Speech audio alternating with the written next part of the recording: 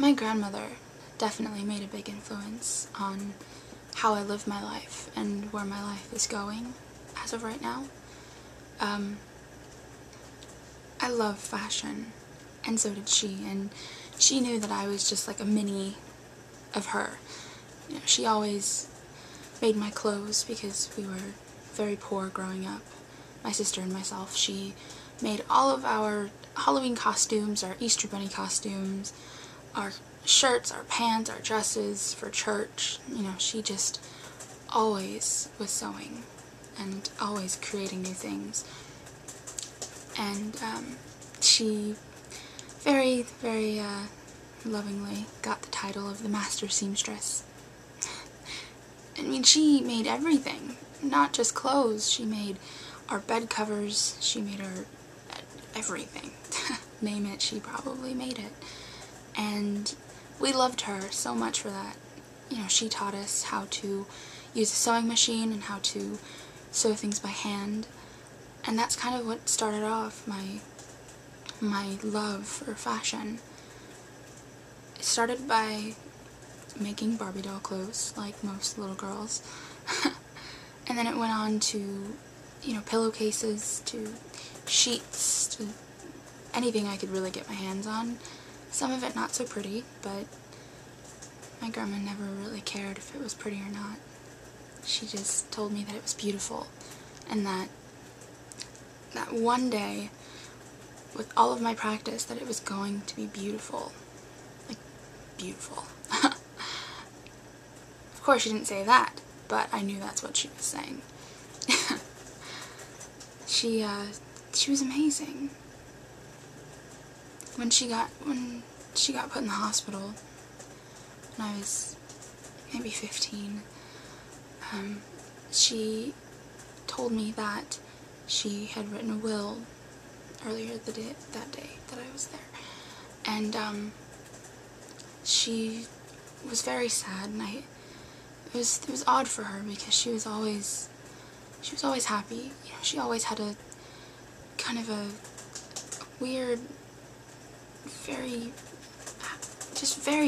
weird happiness to her all the time. I can never really describe it to anyone. You kind of have to be there to see it. She's just always happy, and it's beautiful, really, when she was happy like that. It was beautiful. She didn't let anything or anyone, anybody who was rude to her on the bus on the way to our house, or who was just ignorant to the world around them, she didn't care. She was just the happiest person I knew. Anyway, she was put in the hospital a couple years ago, and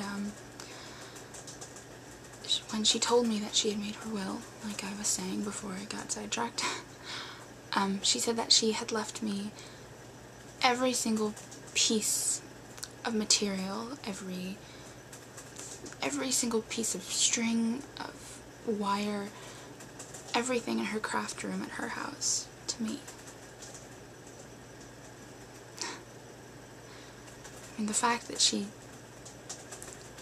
remembered that I love fashion, she remembered that I started making my own clothes when I was about 14, just really